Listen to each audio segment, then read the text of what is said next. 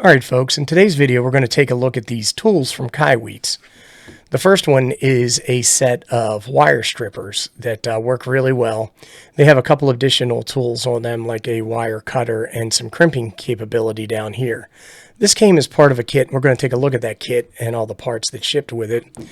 And then we have these ferrule or ferrule crimpers. I'm not entirely sure how you say that. But these also came in a kit, and we'll look at everything that comes with those, and we'll take a look at how to use these and how to use ferrule connectors. Now, I did want to say before we get started that I was contacted by Kaiweets, and they asked if I would do a video review of these products. I said yes, and they sent these to me free of charge in exchange for this video review. If you're the type of person that gets triggered by stuff like that, you might want to go watch some cat videos. They sent me these two different kits. The first kit is the Kaiweets self-adjusting wire crimping toolkit. It has 1,200 pieces, mostly wire terminals. And this is a ferrule or ferrule crimper. I believe you say ferrule, but I'm not 100% sure. So we're going to say ferrule for the duration of this video. Hopefully that doesn't trigger anybody. And then they sent the Kaiweets wire strippers. This is the multifunction wire stripper, 260 pieces. Product number is KDC01. Product number is KWS302. And I'll have links to these below. But what I want to do is I want to take a look in these kits and see what we have. And then what I want to do is use them to do some work. We're going to strip some wires and we're going to crimp some wires. And let me just go ahead and pop this open and see how this works. A couple pieces fell out. And here is the ferrule set. Now, I don't know if everybody knows how these work, but they're actually pretty cool. Let's see if I can get this under the camera. What you do is you strip your wire, and then you do it for the length of the end of this. You put your wire in here, then use the crimping tool, and it squeezes it down, and this piece becomes kind of like a square. And then you put that in devices that require you to fit a wire and screw down a terminal connector. This does come with these wire strippers here, and you can use those by putting your wire in here, then stripping it against this razor blade or using this end piece. When you put it in here, you squeeze this, and then you would spin that around the wire. We'll give that a try. Let's take a quick look at the tool itself, so we can kind of get an idea of what we're looking at here. The first thing I'll show you is that there's a screw here. You can take the screw out, and then you can adjust the tension of these crimpers with this socket or sprocket. I'm not 100%. I think it's a gear or a sprocket. Once you squeeze this all the way, it should actuate all the way open, and then you put your ferrule in here and squeeze that down, and you can see that it applies a uniform crimp. Once it starts to ratchet, if you get too tight, you can use this lever to go ahead and open it up. It's pretty simple stuff, pretty exciting stuff. I'm actually pretty excited about giving this thing a try.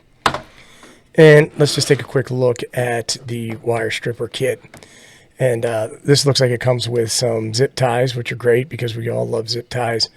And it comes with some assortment of these wire lugs. That's what I call them. And you just put the wire in there and you crimp it down. We have eye lugs. Here's some more eye lugs. Here we have fork connectors. And then I think up here we have the spade connectors. Yeah. Let's see if I can get my grubby hands in here. And then this would be a wire connector. So you just put a piece of wire in either side and use this to join those. So I guess you could call it a wire joiner. Taking a quick look at this. Let's see if I can get this baby out. You have your wire strippers themselves.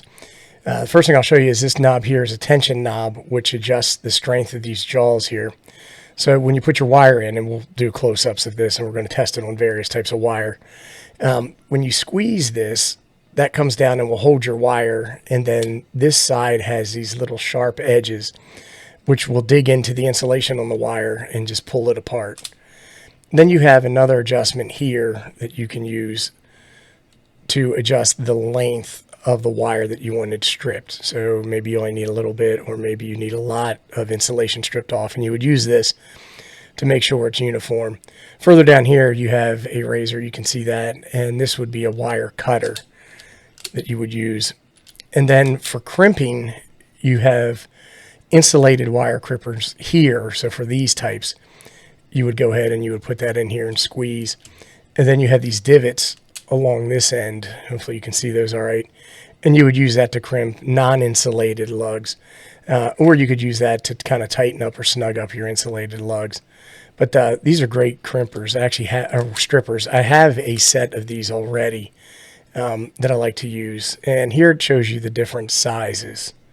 See if we can get those up there. So non-insulated crimp. The crimpers are for 22 to 10 gauge or 0.5 to 6 millimeters.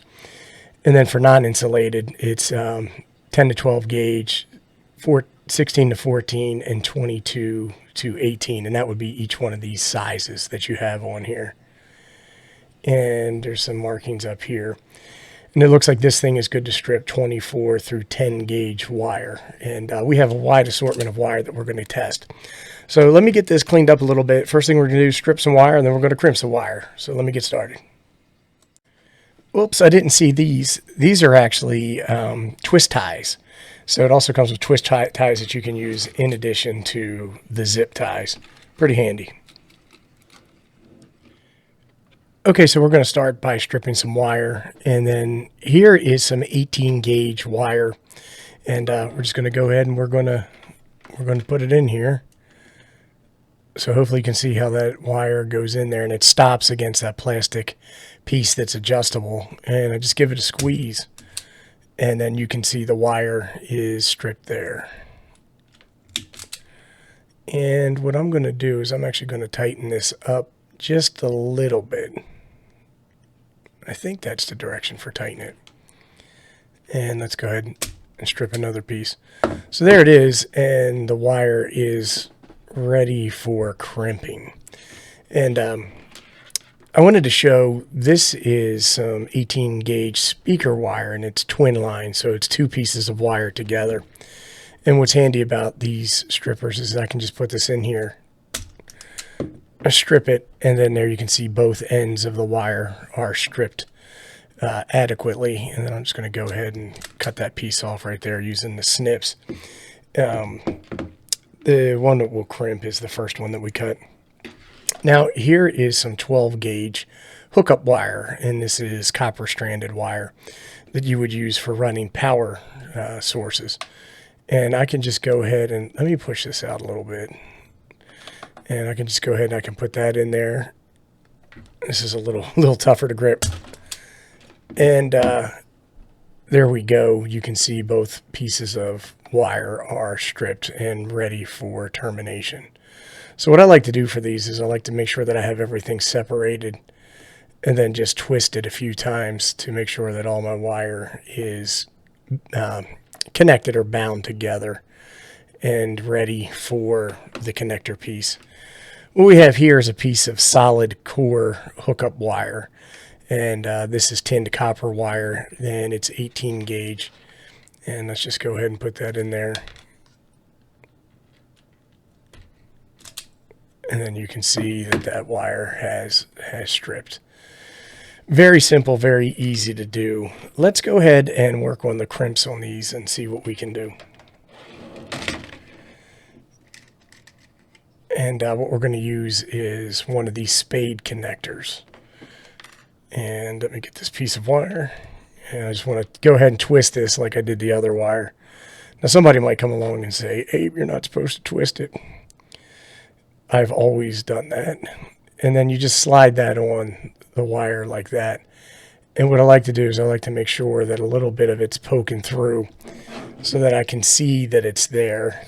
And what I'm going to do with this, in order to crimp it, is go ahead. I'm just going to put it in here in the insulated side. And I'm just going to give it a good tight squeeze.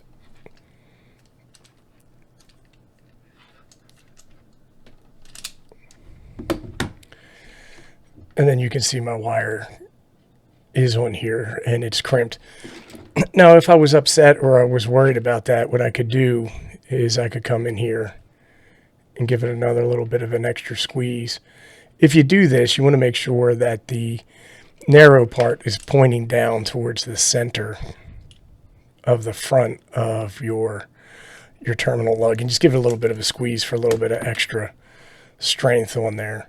But very, very simple to do. And it works quite well.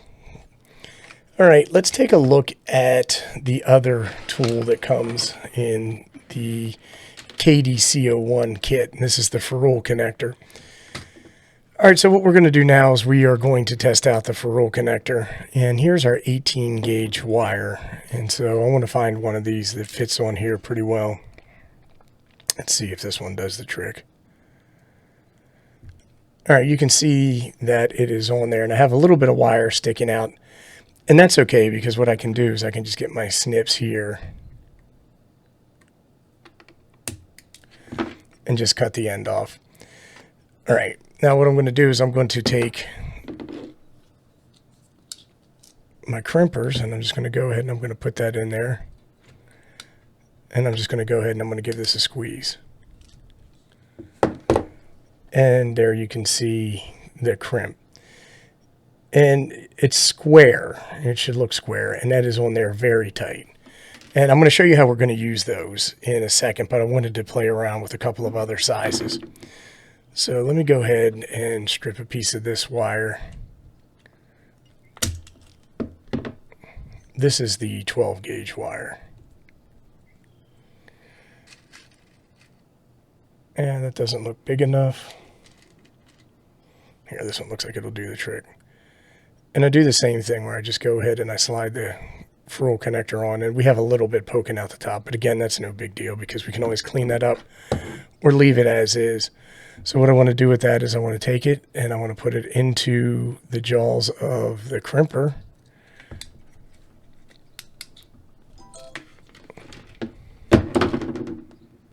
And there we go.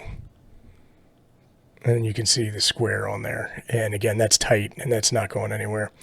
If I wanted to, I could just go ahead and take this and trim the end of that. I'm not going to do that though, because I don't have little pieces of copper going everywhere and I don't feel like cleaning that up because I'm lazy. All right, let me show you how we connect these things. Okay, so what we have here is just a small signal generator that I built as a project a long time ago. And then you can see the wires that I actually used are ferrule connectors. And the reason I did that is what you do is you connect your wire into these little clamps. And I don't like just putting bare wire in there because it can get bent back and forth and it can weaken. And what I find is that these ferrules do a really good job of making sure there's no fraying or there's no splits in the wire, and that could cause a problem with arcing or something like that. And they're really quite durable and they work well in these clamps. So what I do is I just take my ferrule and I stick it in there.